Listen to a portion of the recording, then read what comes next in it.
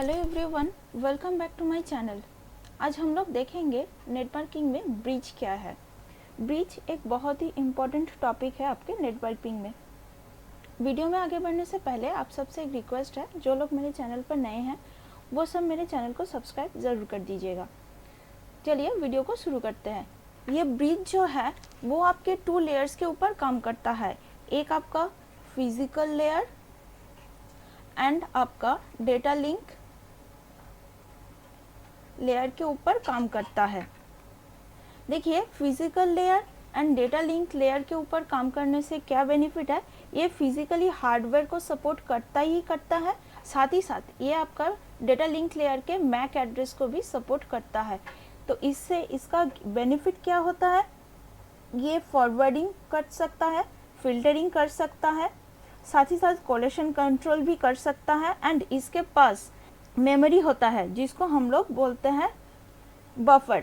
एक बफर के द्वारा ये इसको स्टोर करता है, जहाँ पर वो सोर्स एड्रेस का मैक एड्रेस एंड डेस्टिनेशन का मैक एड्रेस को स्टोर कर सकता है। इसके पास राउटर की तरह ही एक टेबल होता है। तो ब्रिज आपका 2 टाइप्स होता है।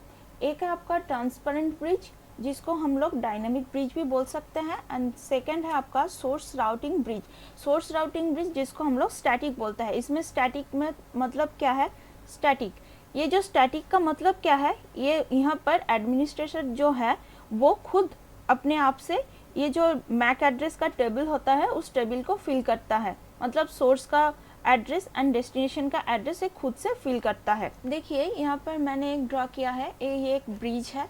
ब्रिज का मतलब क्या है, 2 लैन को एक साथ कनेक्ट करता है, वो है आपका ब्रिज। यहाँ पर देखिए A, B 2 मशीन्स है, यहाँ पर C, D एंड E, यहाँ पर 3 मशीन्स है। यहाँ पर क्या 2 पोर्ट्स, एक आपका P1 एक आपका P2, ऐसे 2 पोर्ट्स एक साथ कनेक्ट करने के लिए ये ब्रिज यूज होता है। मतलब क्या है, यहाँ पर A एंड B ये जो मशीन है, सपोज मान लीजिए बस की टोपोलॉजी के द्वारा कनेक्टेड है, और ये जो C, D एंड E है ये तीनों मान लीजिए आपका स्टार टोपोलॉजी की तरह कनेक्टेड है। तो यहाँ पर 2 डिफरेंट लैन है, ये आपका एक लैन 1 है, ये आपका लैन 2 है। तो 2 डिफरेंट लैन को कनेक्ट करने के लिए हम लोग ब्रिज को यूज़ करते हैं। यहाँ पर देखिए, ये जो मैंने टेबल बताया, जैसे राउटिंग टेबल होता है उसी तरह से यहाँ पर एक मैक एड्रेस का टेबल होता है। यहाँ पर कैसे काम करता है वो मैं आपको बता देती हूँ। यहाँ पर देखिए एक मैक एड्रेस लिखा होता है एंड यहाँ पर पोर्ट लिखा होता है। तो स्टैटिक सबसे पहले कैसे काम करता है मैंने बताया, आपका एक स्टैटिक है एंड दूसरा है आपका डायनामिक। तो स्टैटिक ब्रिज कैसे काम करता है, देखिए मान लीजिए ये जो A है, ये A वो D को डेटा सेंड करना चाहता है। तो सबसे पहले क्या होगा, यहाँ पर आएगा आपका 2 मैक एड्रेस, एक आपका सोर्स का एक डेस्टिनेशन का मैक एड्रेस आएगा। तो यहाँ पर एक कहाँ पर कनेक्टेड है, P2 पोर्ट के द्वारा कनेक्टेड है। तो जब भी ये मैसेज आपके ब्रिज के पास आएगा तो यहाँ पर टेबल में क्या आएगा, मैक एड्रेस का A आएगा, वो कौन से पोर्ट में कनेक्टेड है, P2 में कनेक्टेड है। देन जब ब्रिज के पास आएगा तो ब्रिज देखेगा ये जो मैसेज है हम लोग फॉरवर्ड करेंगे या फिर नहीं फॉरवर्ड करेंगे, फिल्टरिंग करेंगे। तो जब देखेगा कि ये D के पास जा रहा है, मतलब आपका दूसरे पोर्ट के तरफ जा रहा है, तो वो फॉरवर्ड कर देगा। तभी यहाँ पर लिखेगा D मैक एड्रेस एंड यहाँ पर पोर्ट लिखेगा P1। इसी तरह से एक इंसान होगा जो ये टेबल को फिल करेगा खुद से। जैसे B आपका होगा, B P2 पोर्ट के द्वारा कनेक्टेड है, C आपका P1 पोर्ट में एंड D तो हो गया अभी E आपका P1 पोर्ट में कनेक्टेड है। इसी तरह से फिलअप करेगा। स्टैटिक में प्रॉब्लम क्या है, ये एक इंसान, एक ह्यूमन बीइंग खुद से काम करता है। अगर सपोज मान लीजिए वो जो ह्यूमन है वो अगर किसी को ऑथोराइज नहीं देगा इसको चेंज करने के लिए, वो चेंज नहीं हो कर पाएगा, ये इसका ड्रॉबैक है। या फिर मान लीजिए ये जो B कहीं किसी कारणवश ये जो B है मशीन, वो B मशीन काम करना बंद कर चुका है, तो ये डिफ़ॉल्टर हो गया है। तो इसके जगह पर हम लोग जब कोई नया मशीन इंस्टॉल करेंगे उस टाइम क्या होगा, वो ह्यूमन को यहाँ पर बी का मैक एड्रेस चेंज करना पड़ेगा। पोर्ट तो जैसा है वैसा ही रहेगा, बट बी का मैक एड्रेस चेंज करना पड़ेगा। तो ये कुछ प्रॉब्लम क्रिएट करता है, इसलिए हम लोग स्टैटिक को बहुत कम यूज़ करते हैं। नेक्स्ट आपका है डायनामिक। ये जो डायनामिक ब्रिज है वो कैसे काम करता है, देखिए ये भी बहुत सिंपल है।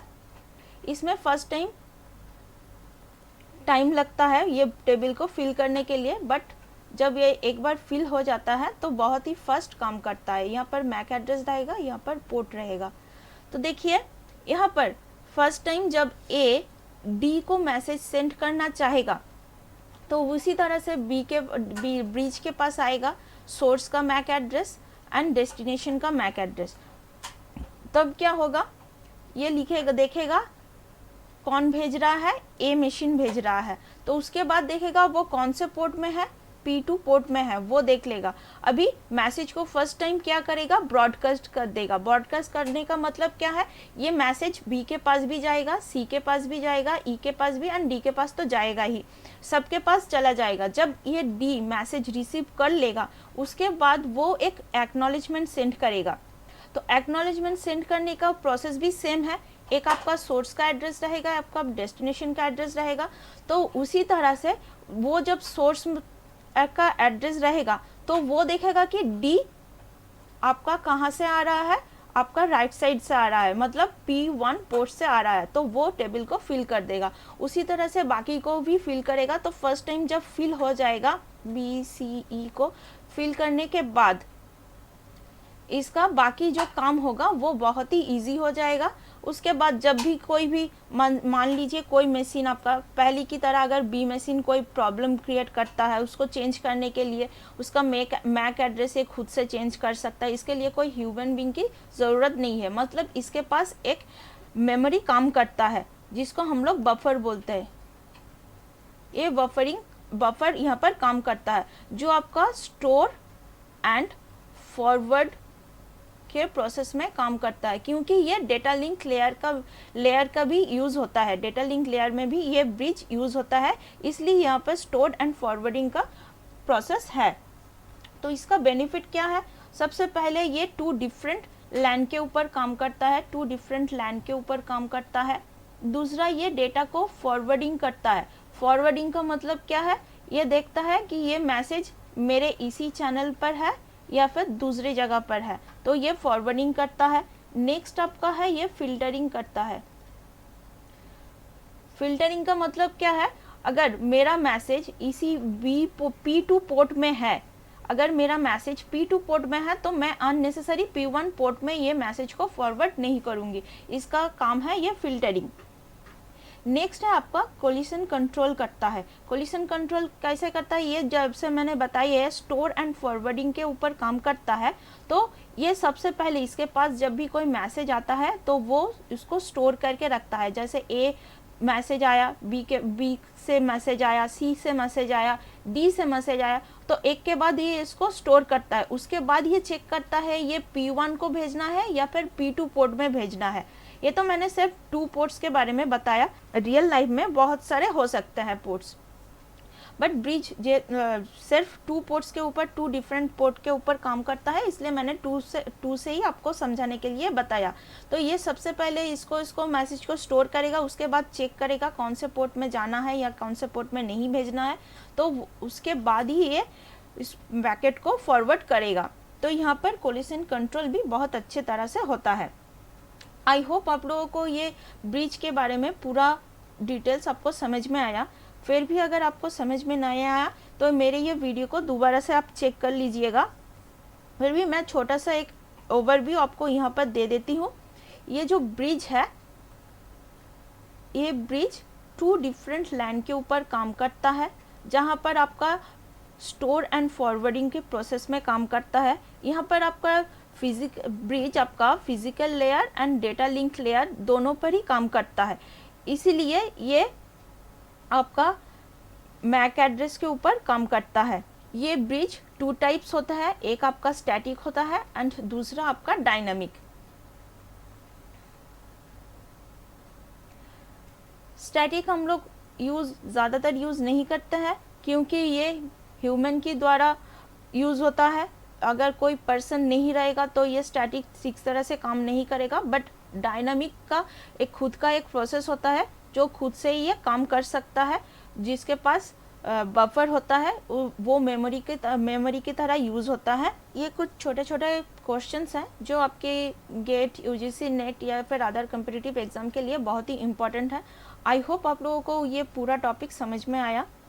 अगर इसके रिलेटेड कोई भी आपको प्रॉब्लम आए तो आप नीचे मुझे कमेंट सेक्शन में बता सकते हैं। मैं आप लोगों की प्रॉब्लम को पूरी सरल से सॉल्व करने की पूरी कोशिश करूँगी। वीडियो अच्छा लगे तो इसको लाइक ज़रूर कर दीजिएगा। Thank you. मिलता है नेक्स्ट वीडियो में। Bye bye.